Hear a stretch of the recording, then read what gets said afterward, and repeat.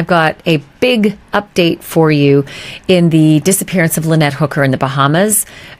So a little bit of public movement today. The United States Coast Guard Investigative Services is poking around and asking the public to help find somebody who might be a witness to whatever it was that happened in Aunt Pat's Bay on April the 4th when Lynette Hooker disappeared. I mean, you've heard the ridiculous story that her husband, Brian Hooker, has told, right? They were on their way back from the bar. She bounced off the back. The waves were too big. It was too much. I just couldn't make it.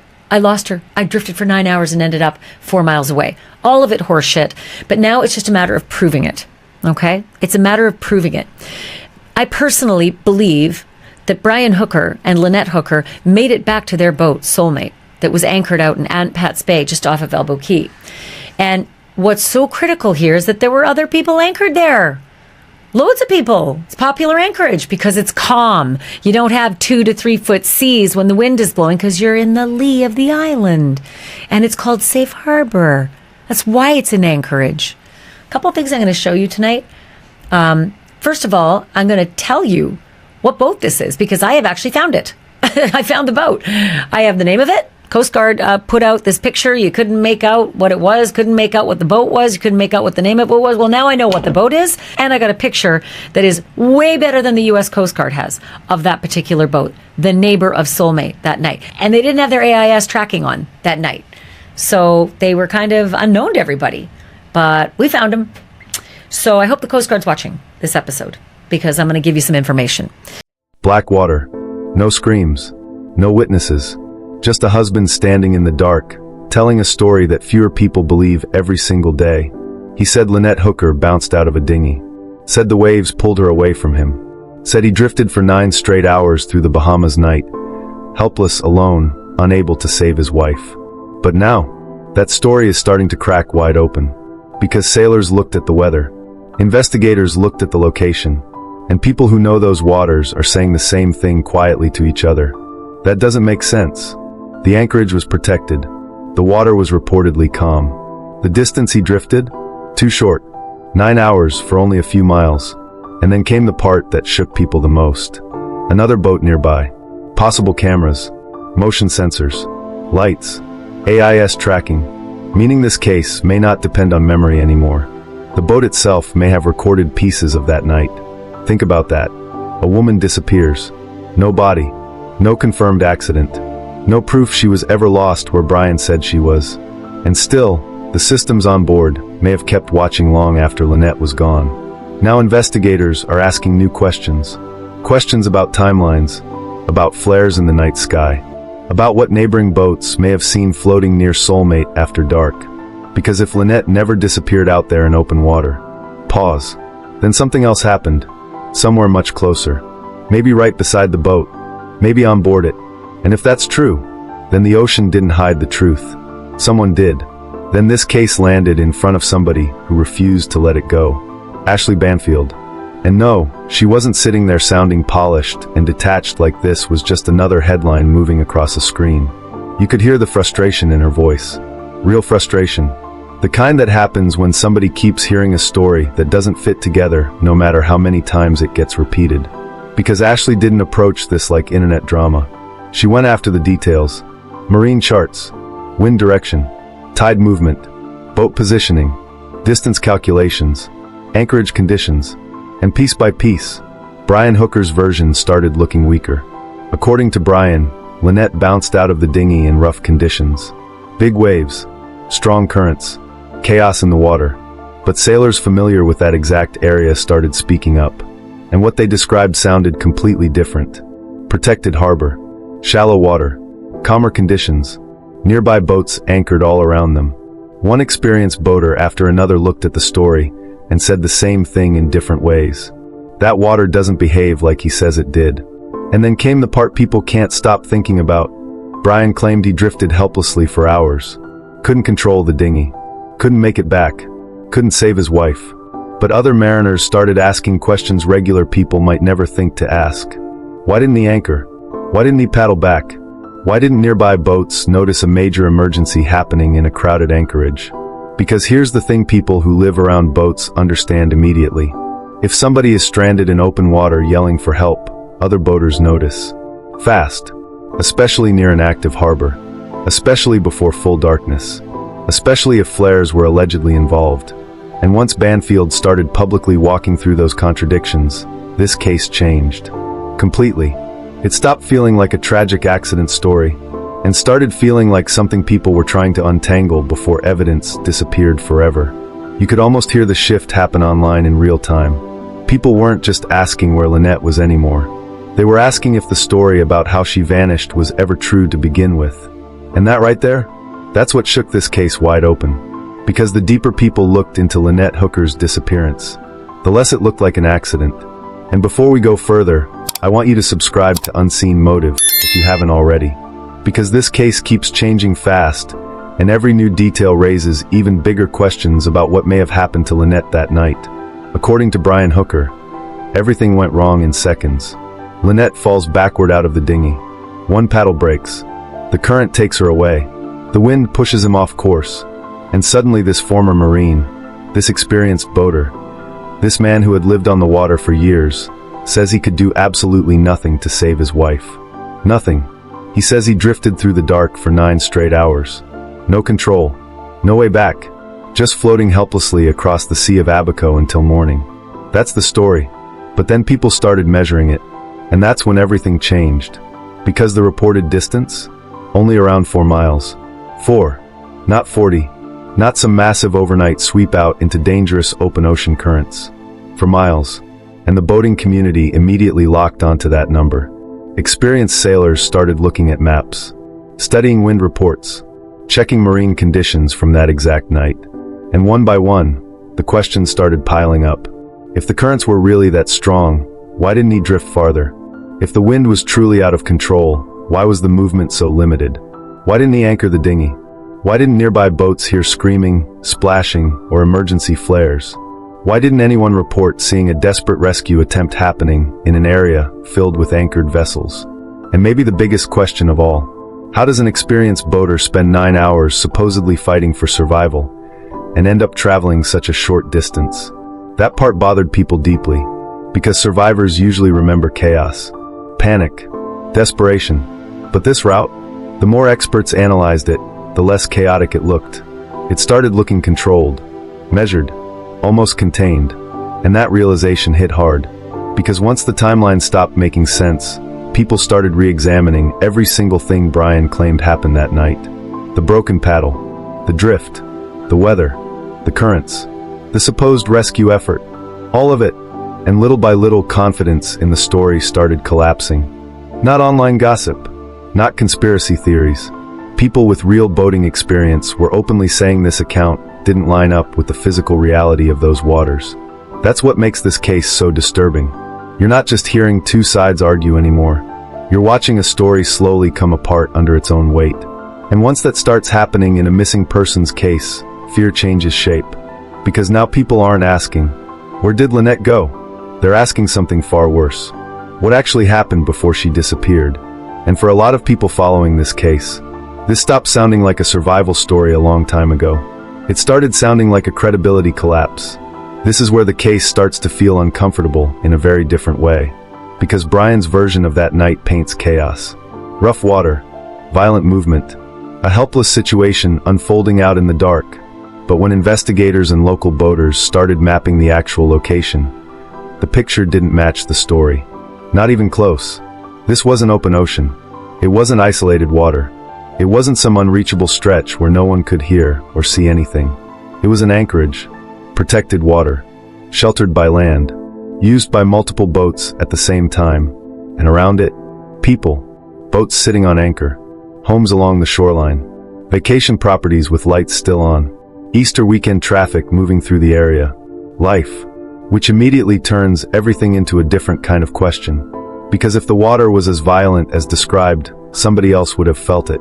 If a dinghy was truly out of control, somebody would have seen it. If a woman was calling for help in a crowded anchorage at night, that doesn't just disappear into silence. It doesn't. And that's what investigators started leaning into. The anchorage problem. Because now the case isn't just about what Brian says happened inside his boat. It's about everything around it. Every anchored vessel that night becomes a potential witness. Every deck light becomes a point of visibility. Every shoreline house becomes a fixed perspective on the water. And then the hardest question lands. If Lynette screamed, who didn't hear her? If Brian was struggling, who would have noticed something unfolding just a short distance away? Because this wasn't empty water. This wasn't a place where sound disappears into distance. It was a populated stretch of calm anchorage during a busy holiday period. And that's where the emotional weight of this case really shifts. Because it introduces a chilling possibility investigators can't ignore. That people may have been close enough to see something important, and never realized what they were looking at in real time. Not because they weren't there, not because nothing happened, but because they didn't know they were watching the moment that would matter later. And that's what makes this part so hard to sit with. Because sometimes in cases like this, the most disturbing detail isn't what was hidden in the dark. It's how much might have happened, right in front of people who thought it was just another night on the water. And also what I'm going to show you tonight, which I think is so key, is that a friend of Lynette and Brian's, not anymore Brian, but a friend of Lynette's, Blaine Stevenson, he did a little demonstration today that I think is long overdue. It's fantastic. He got into the dinghy, and it's really similar to Brian and Lynette's dinghy, and it was a 20-knot wind, and he had one oar, one paddle. And he did a demonstration to see if little old Blaine could make it back to his boat. And it took less than, I don't know, maybe a minute and a half. Yeah. So you're going to see it in action. You're going to see just how it looks when there's a 20-knot wind. And Brian Hooker swears he just couldn't make it to his wife. The waves and the wind and the currents, there are no currents in there. I've spoken to so many locals about the White Sound Channel and the bone fishing flats that are just on the side that are like ankle deep. Bro, there are no currents in there. So stop with your story. It's nauseating. And you could paddle your boat towards your wife who's floating off into the who knows where, and it's all crap anyway. You were only a couple hundred yards offshore. It's super duper shallow, and your boat was actually only 1,000 meters away. 1,000 yards away. So again, the story's horseshit. We know it is. Now it's just a matter of picking every single piece of it apart from people who are experienced, who know better than this hogwash that he's doling out to anybody who will listen. And the Bahamian police, I really hope, for the love of Jesus, that you are picking apart everything he has said. Because so far, I don't feel good about what you are doing. I don't feel like you have picked apart every little piece in his story, because I'm not going to lie, I think there's probable cause just in his story. Just check the charts, the marine charts, the wind charts from that night. You would not have blown over to Marsh Harbor. You would have blown right onto Lubbers. There's so much to that story that's a lie. The waves were 2 feet high? 2 to 4 feet? No, they weren't. Not according to everyone who was there. Everyone. And the videos that we've actually obtained and shown, how about that? That's a lie. How about just not telling the truth to authorities? Isn't that maybe probable cause? I digress. They let him go. He bounced from the country. I doubt he's coming back. So I'm going to show you that demonstration of what Blaine did, and it is such an incredible joke when you see Blaine paddling away and making it right back to his boat, no problem, against 20-knot wind. And of course, the waves you would get in a 20-knot wind in an anchorage, because that's where they were. And then there's this.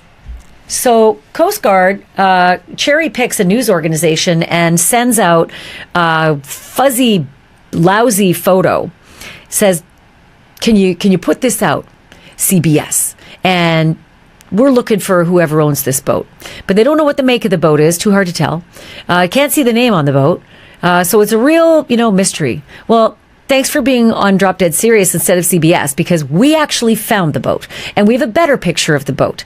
And I can tell you right now, thank you to a nice man named Alvaro who enhanced this photo for us. We can tell you that the boat is actually called Azura. Azzurra. Why are they trying to find them? This is a better question. Why are they looking for this boat? No, it's not because they had anything to do with it. It's because there were a lot of hinky things that happened on the night of April the 4th. Very hinky. And I suspect a lot of hinky stuff happened on board Soulmate that night. Not what Brian suggests happened 1,000 yards away, north, right? As he was trying to get his dinghy from the Abaco Inn back to Soulmate with Lynette on board, and oops, out she goes. And oh no, I am a former Marine. By the way, I usually say once a Marine, always a Marine, but you, my friend, Brian Hooker, you're not a Marine. You don't espouse any of the virtues of United States Marine Corps. So former Marine. You can't even throw the anchor out of your dinghy? Nah, couldn't think of it. You couldn't jump out into, 5-foot deep water and save this wife that you portend bounced out of your boat where it was calm as glass? Yeah, we checked. The water was calm. Maybe a little ripple by the time you got out of White Sound Channel, but nothing like you were saying. So that's all a lie. You are a big, fat liar if you say there were 2 to 4 foot seas that night and big currents and tides. And then you portend as well that you don't know the tides. I heard you talking to Blaine. I heard your phone conversation where you said, I don't really know the tides around here. Really? Because you seem to know flood tides and ebb tides at midnight. Yeah, you accidentally said that to someone else. And we got that communication too. So you know the tides. And the tides were nothing where you said all holy hell broke loose. So you know what I want to ask the owners of that boat? I want to ask the owners of that boat, did you hear anything? Was anything weird? What about the flares that others saw at 8 p.m.? A group of people saw flares at 8 p.m., at least a flare, going up in a normal trajectory, which I find bizarro, because when a flare goes up in the dark sky, everybody sees it. It's like fireworks. And it lingers up there because it's a safety, tool. You need it to linger up there. So it's weird that there aren't more people that saw a flare. But the interesting thing is the folks who did see it, and it was a group of people that was together, right? These people were together and they all saw it. At least 3 of them. And there might have been more. The weird thing was they said this flare came up off of Soulmate. It didn't come from like the dinghy 1,000 yards north where Lynette, fell out. Bullshit. The flare did not come from that. The flare also did not come from the north end of Lubbers where Brian says, and then finally I drifted to the north end of Lubbers and thought maybe I should throw my anchor out and shoot off a flare. Oh my God, it gets worse. Again, to me, that's probable cause right there. Dumbest thing I ever heard. You're just going to float away from Elbow Key and just cross the Sea of Abaco and then think, maybe I'll throw the anchor down and shoot off a flare. Really? Yeah, really? Because that would have been like half an hour. Give me a break.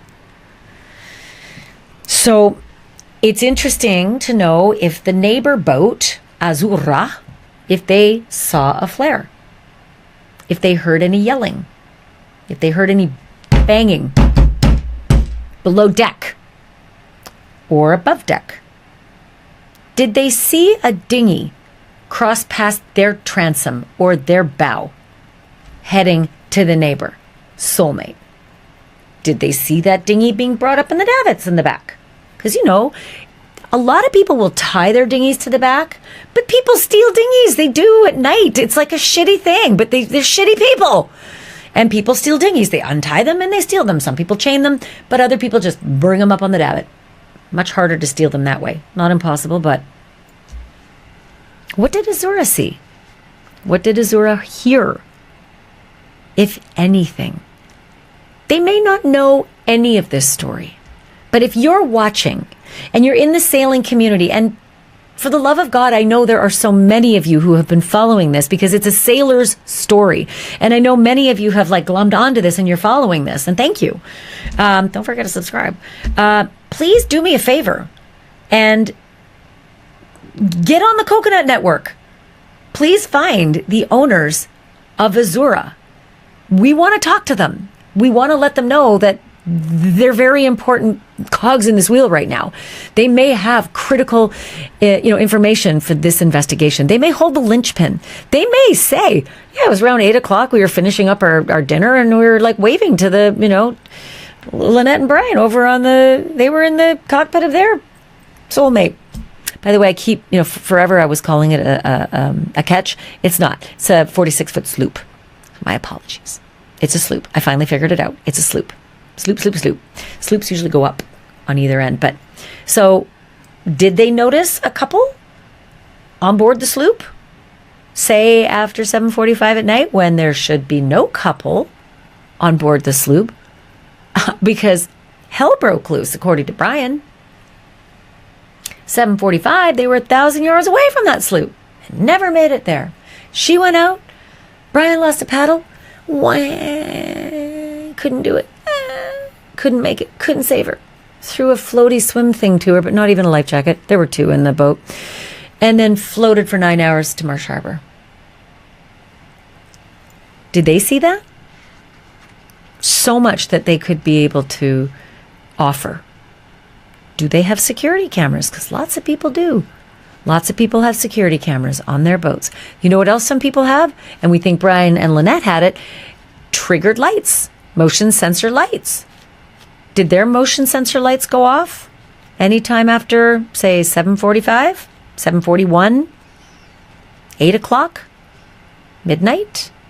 Did they notice what the hell, our lights are going off on the bow, which is usually a get out of bed and find out if someone's stealing your dinghy off your davits or whatever else on your boat, right? Or coming for you, because yeah, that happens. So they could provide a windfall of information. And by the way, if you happen to know this boat, the Azzurra, Azzurra. If you happen to know the people on board, dropdeadseriousinfo@gmail.com. Tell them we are trying to reach them because they may hold critical clues to a very serious investigation, possibly even a murder, right? Again, dropdeadseriousinfo@gmail.com. Just write it down, hand it to them and say, hey, Americans are looking for you. You might know something important. It takes a village, folks, and we're building it. One by one, we've been getting incredible tips from you, incredible information. I've met so many great people as well. And I just want to say thank you to everybody. I'm not going to say your names because many of you want to stay private, and that's cool. But boy, oh boy, you know who you are and how incredibly helpful you've been in getting the clues that we have found thus far. And by the way, that we have given to the United States Coast Guard Investigative Services, because we're not exactly sure what the Bahamians are doing. We really can't tell. It's odd. Lots of things that I would have expected to happen haven't happened. Like I watched that Brian Hooker fella being released from jail after 5 days of incarceration as a detainee, and he was carrying his watch. Why wouldn't they have kept that watch? There's still an active investigation going on here, and a real hinky story from a guy that smells fishy. Why didn't you keep his watch? It's one of those watches that's rich with data. He walked out of the jail with it. Bahamians just gave it to him. Forensics 101. Please, do your job. So, I want to show you now what Blaine Stevenson has done. Because I think it's just beautifully eye-opening, and it just shows how preposterous Brian Hooker's story really is. And again, he swears up and down they'd been drinking all day at Tahiti Beach. Then they went and they had 2 more drinks from 4:30 till around 7:30 at the Abaco Inn. Abaco Inn won't release the video either, so we don't really know what time they left or whether they were fighting or anything else. Abaco Inn being told by the Bahamians that they can't release it. Why? Why is that? Anyway, I digress. They had 2 drinks each. They had Cuba Libres, rum and cokes at the Abaco Inn, 2 drinks each, after having lots of drinks all day down at Tahiti Beach. And that's according to Lynette, because Lynette's mom, Darlene, had spoken with her. And Lynette had told Darlene that they'd been down at Tahiti Beach drinking all day. So the last 2 drinks of the night were from 4:30 to 7:30, 2 drinks each. So I can't say that Brian was hammered, right?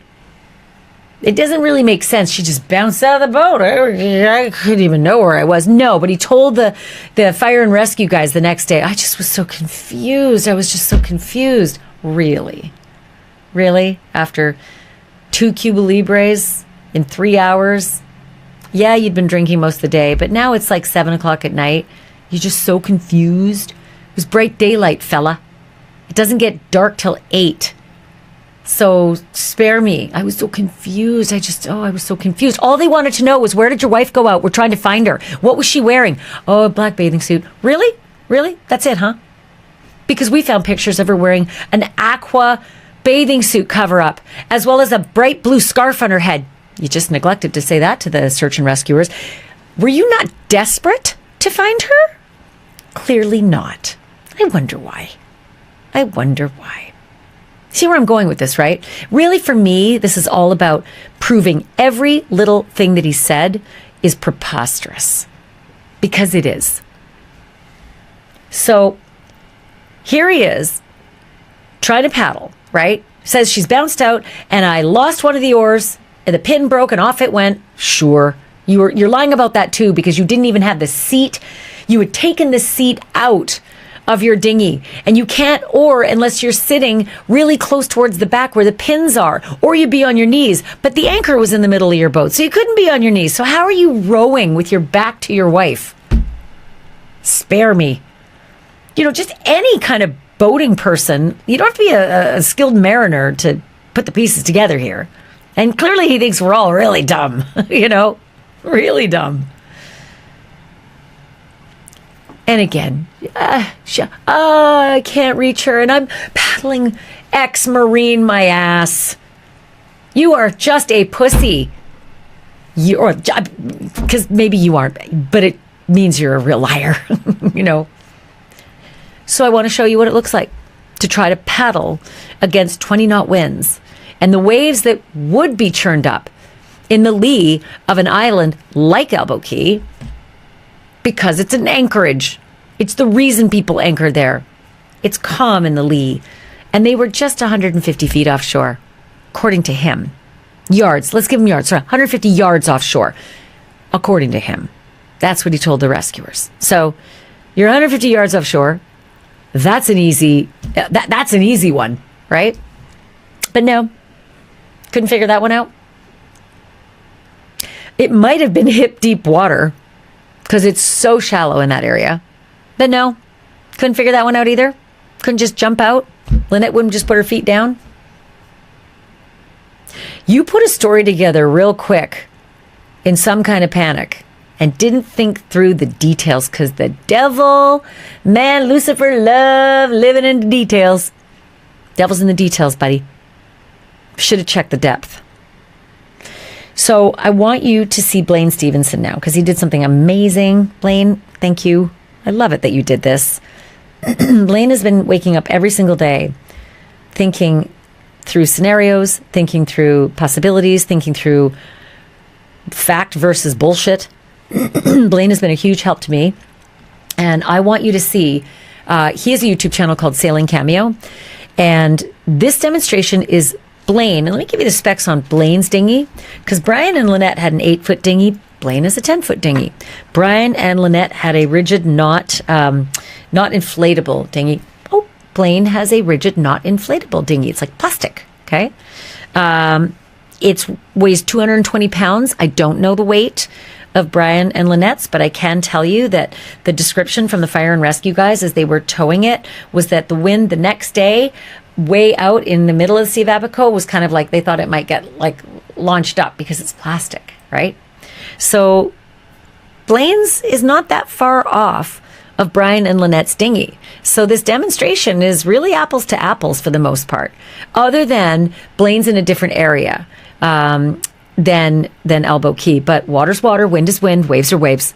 So have a look at Blaine's amazing demonstration on just how difficult it is to catch up to your wife and paddle towards her, or how difficult it isn't.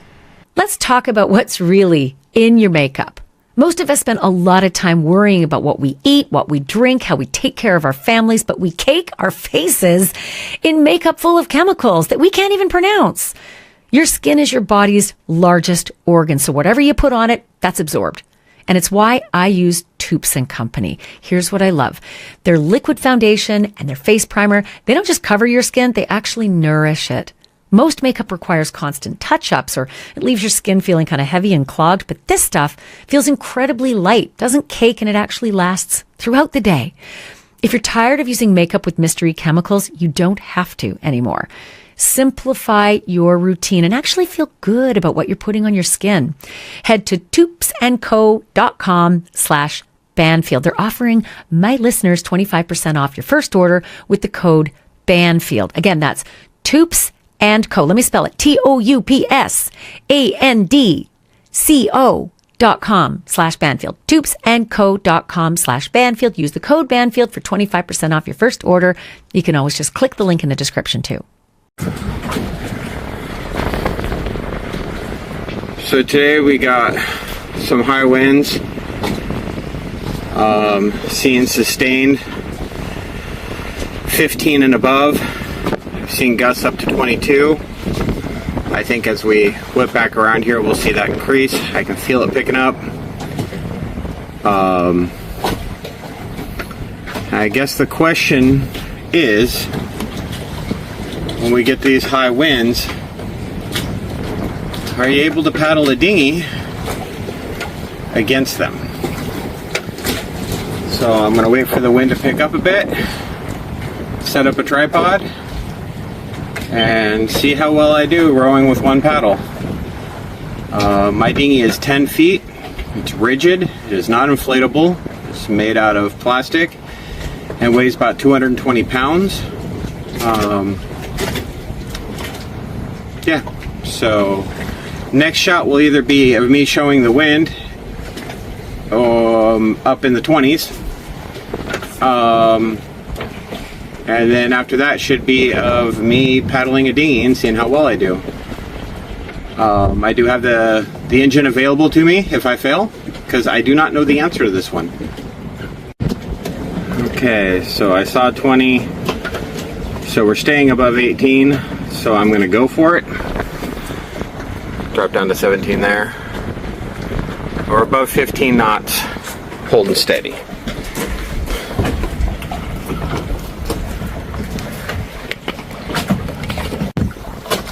Okay, so there it is.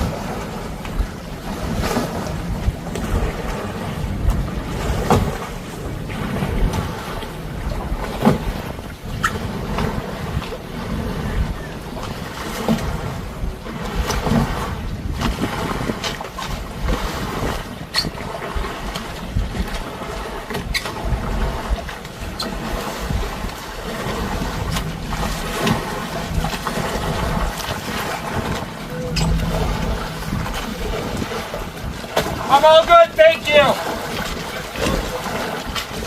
I've demonstrated.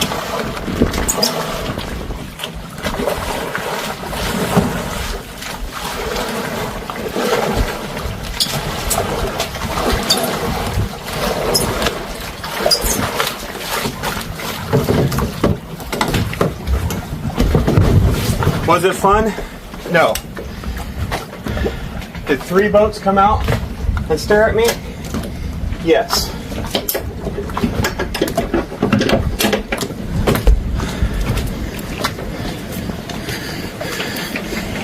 Is the wind in the 20s? Yes.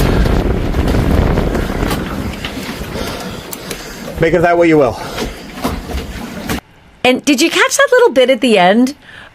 This is what's even more beautiful about Blaine showing that demonstration and understanding the mariners community, the boaters community. If you're even in the slightest bit of distress, and this has been for my entire 5+ decades of boating, if you are in the slightest bit of distress and paddling, boaters come to you. No matter where they are, they will jump in a dinghy and cast off, and they will come to you. Are you in distress? Do you need help? If they're driving by, they will veer and stop where they're going and come to you. Nobody ever drives by. It's just not done. And wouldn't you know it, 3 different boats looked to help Blaine as he was paddling for what, a minute and a half? I didn't even time it, but it was less than 2 minutes, I think. 3 different people came to his rescue. So Brian Hooker's story of Lynette bouncing off just outside of White Sound Channel, there were boats everywhere. And it was light out.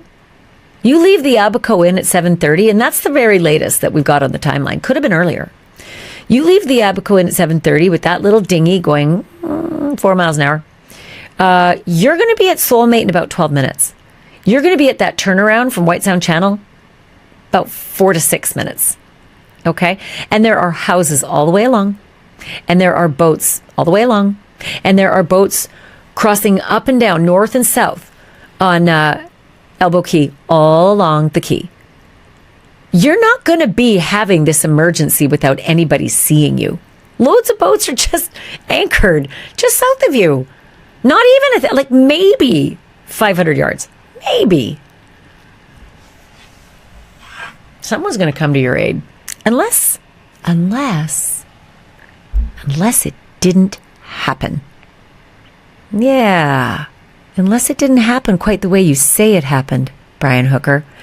Because I, for one, don't believe a word of what you're saying. Not a word. None of it makes sense. And I felt that way since the beginning, even before I amassed booklets. I mean, I want you to just see the amount of research that I have been gathering on this goddamn lie that you have told. The number of people who have told me facts that do not line up with your fiction, it's immeasurable. At this point, it's beyond reasonable doubt. Beyond. And so I say this again, Brian Hooker, TikTok. TikTok, because people are after you, fella. I don't know what the Bahamians are doing, but lots of people are after you. I'll remind you again, if you know anything, if you have friends who are in the Bahamas and Elbow Key, April 4th, night before Easter Sunday, Saturday night was a beautiful night. Drop dead serious info at gmail.com. Drop me a line. Call your friends. If you think you may have surveillance video, security video, forward facing over the Sea of Abaco, looking west to the sunset, at that beautiful sunset, the Saturday night before Easter, if you think you might have video, drop dead serious info at gmail.com. Lots of people have video. Just got to find you, just got to look. Even if you think, well, my video, it's motion censored, so that's not going to capture anything. Well, Easter's a busy time, and that island was packed with people, and lots of people were probably in your home, if not with you, renting it, and it could have been triggered pretty regularly with something in the background. The key evidence in this case could be in the background of something you don't even notice that's happening in the foreground. Drop dead serious info at gmail.com. And if you know anything else about this story, this case, by all means, drop me a line. Thank you so much, everyone, for listening. Thank you for watching. Don't forget to subscribe and also do the thumbs up. The like really helps us a lot. And I'd love it if you'd become a member, too. We've got a great little group. I'll see you again in our next episode. In the meantime, don't forget, truth isn't just serious. It's drop dead serious.